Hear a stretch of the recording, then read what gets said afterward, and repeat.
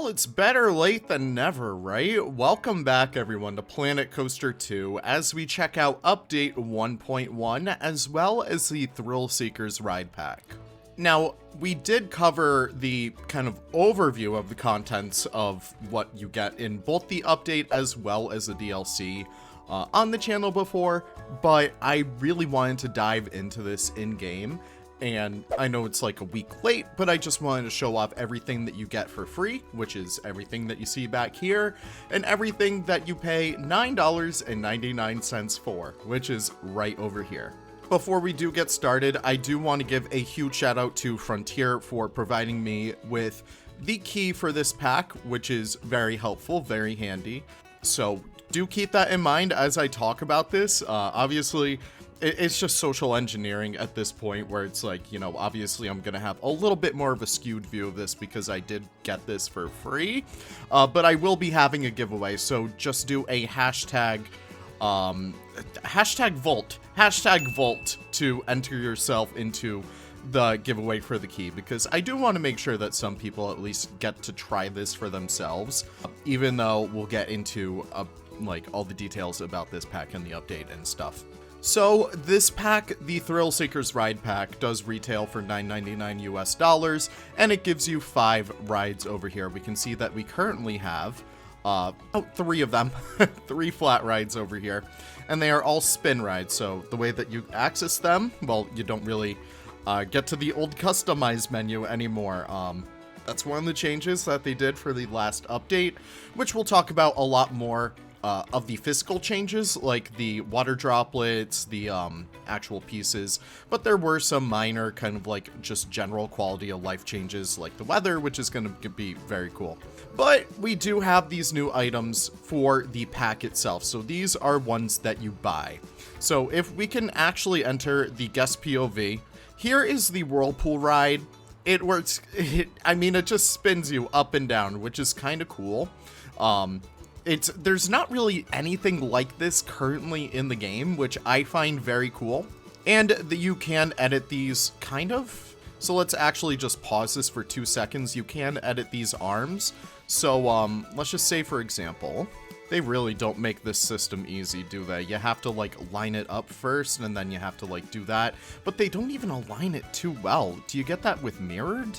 No, you don't even get that with mirrored. It's so complicated, but regardless, you can add pieces to here. It does have those built-in capabilities, so whatever you place on there, and once you exit out, it will stay wherever it is on the actual piece itself. You can go back into that just by clicking double tap, and say, for example, you want just a big-ass anchor right over there. That, I will say, that is kind of cool. That is kind of cool, but you can add stuff right there. Keep in mind, it will spin around it, so that's kind of interesting, I guess. I don't know. Like, there are a few cool things that you can do with this that you typically would not be able to see outright, and it should lend itself to a little bit more creativity. And again, you can throw stuff right on the middle over there too. It'll just rotate around that little centerpiece right there. So if I do move something like right around there, it will go in line with all that stuff. But yeah, I don't know. It is very interesting. I do like this the most out of these other flat rides, just because it does seem like it has a lot more thematic elements to it that you can really play with. And again, you can change out the colors on here. You can change out, well, you can't change out the sequence because there really isn't any sequences to go off of, but you can change out one pattern on here, which is this little kind of facade right down there. You can't change out the circle, kind of like whirlpool effect over there, but I guess you could probably just change these all to the same color of blue, and it should work out just fine. Let's just find like the right place. There you go. So you can do something kind of custom with that, which is kind of interesting. And the same thing goes over here for these guys. You have 4 different kind of settings for the arms, which is kind of cool. I don't really know if you would actually want to change this stuff, because it does seem like it's like it actually feels very functional when all is said and done, but you can see that there are different areas for you to attach scenery to. We'll just call this the anchor technique. This is going to be Leaf copyright, but you can add these to each of these individual little pieces in here. There's several things that you can attach them to. They're currently 4 different things. There's that little seat right there. There is kind of like this arm that goes across like that. There's this arm that goes across like that, and the middle right there, which is, it's kind of cool. Like, I don't know. I kind of like it. So you can see all those pieces moving in tandem with each other right there too. Once this actually, why are my hotkeys not working? Okay, my hotkeys aren't working. That seems to be something that shouldn't be happening right now. Not really a big fan of that. But you can see that the pieces do rotate on each other, which is very cool. I appreciate that at least. And we'll go back over here with the anchor technique once again. You can see that they can connect right over there. That functions all as a single train right there. You have this one that extends up, and you also have this big center one, which also encompasses these little pieces up here. Actually, they have no collision, which is very interesting. And also that bottom piece right there, which is kind of cool. So seeing it all in motion together, the middle piece spins, that little bottom piece right there does not. But you can see that whatever is on these pieces does in fact spin, which is kind of cool. It is kind of cool. So that is pretty much all the functionality of these guys. Again, you have all up, alternating, or wave, which is kind of cool. I really do like that wave, because once we actually do see it, that's all up right there. But where's the wave? Where's the wave? Come on, give me the wave. That's alternating right there. Come on, give me the wave. Give me the wave. It should be like one after the other, which I think is that was it. That was it. But I sped right through it, so really, who cares? So yeah, that is pretty much half of the pack right there. You got the 3 flat rides. I'm sorry, I'm eating right now because I'm so hungry. But yeah, you got these, but what everyone's probably going to care a lot more about are these coasters over here, and they do actually have those separate docking and undocking stations, loading or unloading stations, whatever you want to call it, which is very cool. So you have this little emergency exit right here for the proper one, and you also have these ones over here for whatever one they end up at. These coasters are cool. These coasters are cool. I will say that much. So this is Big M's Ultra Spin Coaster. It's kind of like the other one that we currently have in game. Again, I wish we had the old way of this, because I personally do not like this. I would have loved to have seen just something different. I don't know, like, I miss the old functionality. But you can see that they are pretty much like these ones, except that these guys don't have the LSMs, but these guys do. Basically, the blue one is more so suited for families. Meanwhile, this one is more so suited for a little bit more older adults, as well as any thrill seekers out there, which kind of goes in line with the pack. So yeah, it is very interesting. I hate that perspective, but I will take a look out from the, like, front right here. Like, come on, why are you spinning right there? That's so weird. But yeah, you do get a whole bunch of inversions with these. You got a really bunch of very cool elements that you can use for these coasters as well. It's a little bit bumpy, but hey, it works very well as a pre-made coaster. So yeah, that's pretty much it. I'm not going to bore you guys with the POVs because it's not really that interesting. But yeah, that's the first coaster, which I think is very cool in itself. But we also have the family, Limb Launch Family Coaster, which is a bit of a mouthful. As you can see, it is a bit of a smooth ride on here. I do love this coaster track setup. I don't know. I do like the colors that they chose for here, but I especially love, like, whatever you call this kind of coaster with these kind of tracks. I don't know. I really do like that because it just feels so classic. But we do have some interesting cars in here too, so if we pause it, we should be able to attach scenery to it right over here. And again, you can see that each one you can add scenery to. You can do whatever you want with that. I'll probably have like a coaster car editing tutorial out soon. I apologize, I've been just so busy and overwhelmed lately with some real life stuff, with some other job stuff. But I'm back. I'm back. But you can see the same thing happens for this one too. Again, you can attach the custom scenery to those coasters and it'll work just fine. It'll work just good. So yeah, these coasters are pretty cool. I don't think that these guys can invert. They can't. There's no lap bar or anything, which is fine. Like, this is a kind of coaster I would love to ride because it just seems like a very enjoyable experience. And the fact that you do have these multi-launch segments is something that is very cool for this kind of coaster and for whatever parks that you're making. But that is it for these coasters, and that is it for the Thrill Seekers ride pack.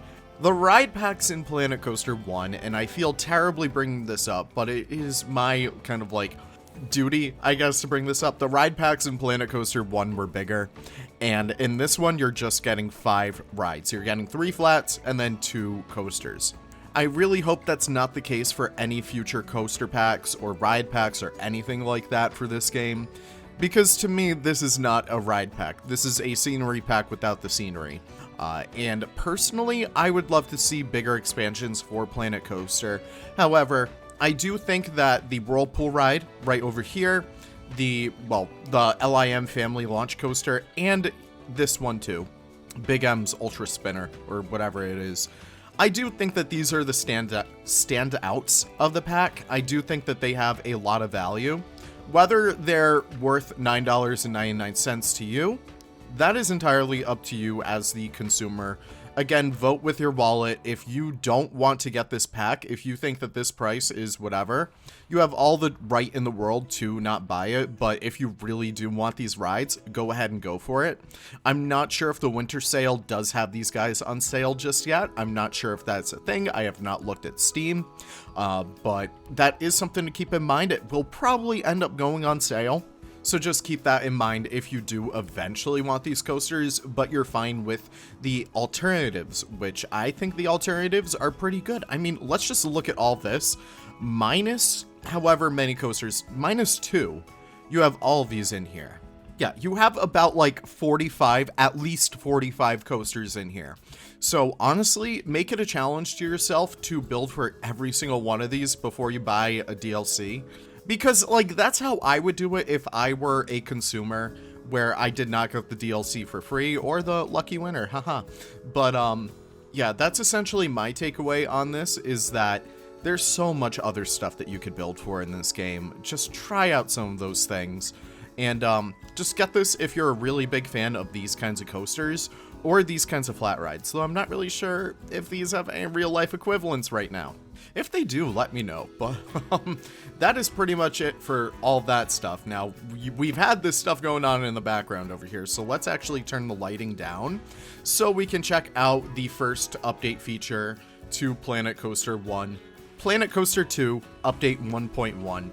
And that is going to be the fireworks in here. The fireworks system is actually quite good this time around. I don't know. It is very cool how every single firework does have their own color. So really, there's about like, how many in here? Okay, there's about 40 different fireworks in here. But you can change them all out to be different colors, which I think is super, super rad. Or red if you change them to that color, which is cool. There's a lot of finagling that you can probably do in here. There's probably a lot of awesome little features that you can add in terms of fireworks shows, in terms of sequences.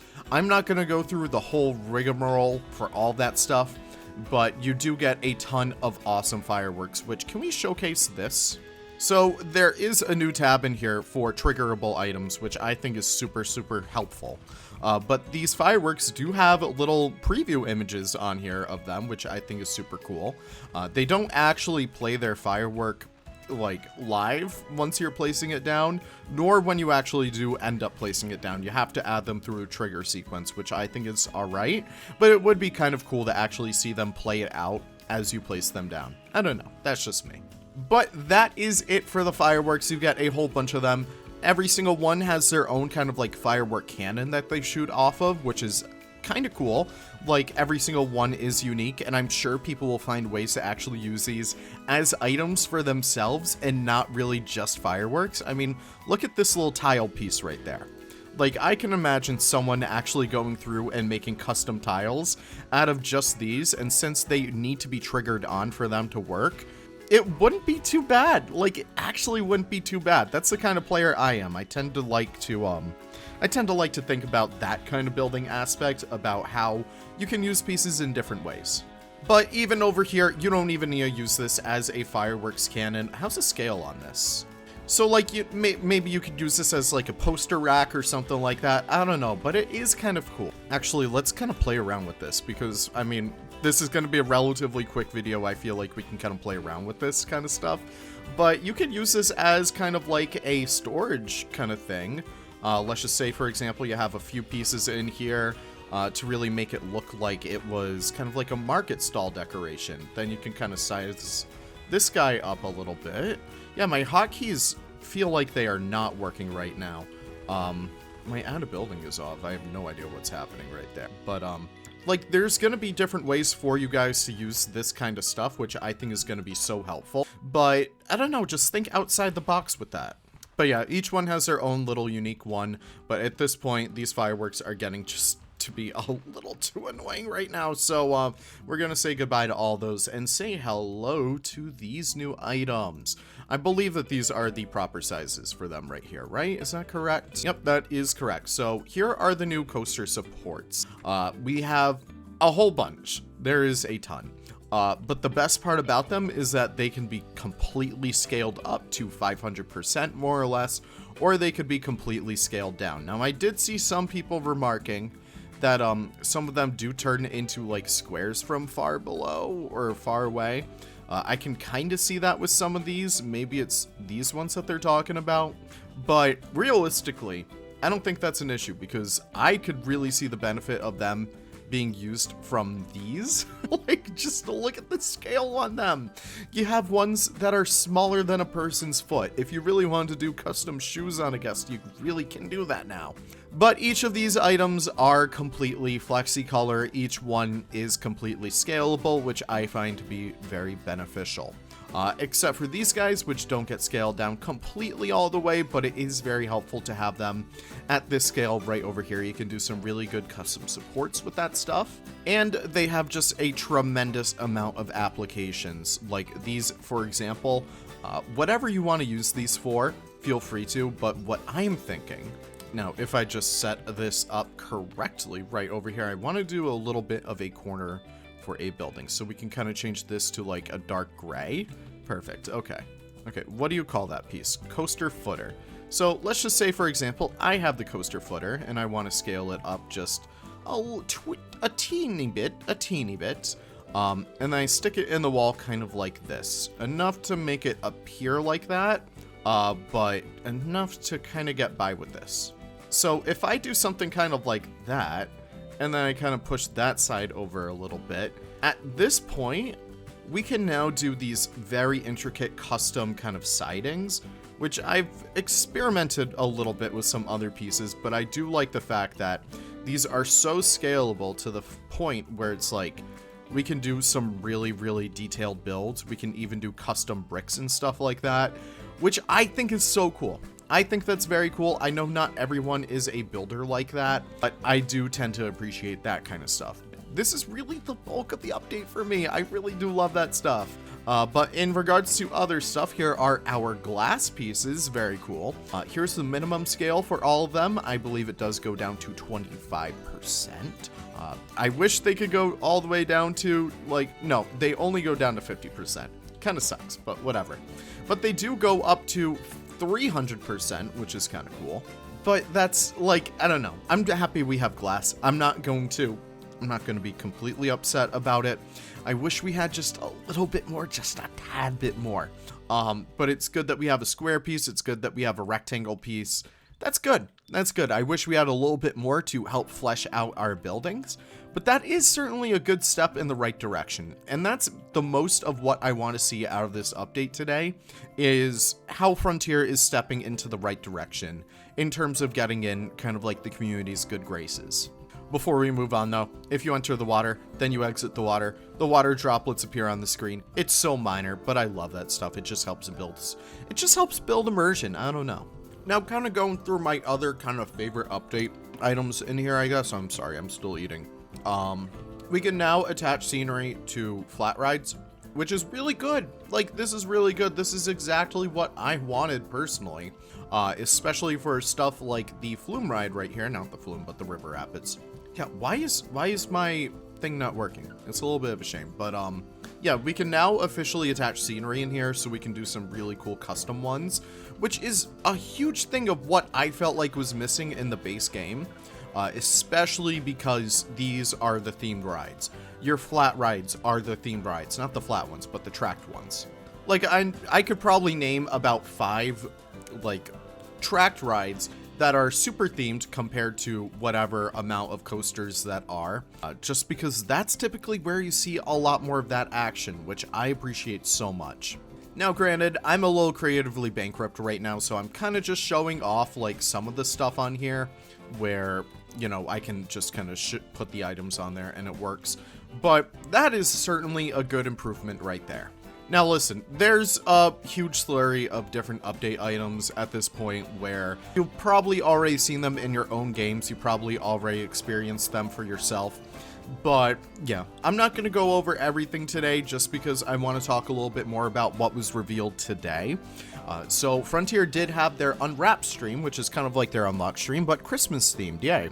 They did showcase the new flume physics for kind of like the wide slides and stuff like that.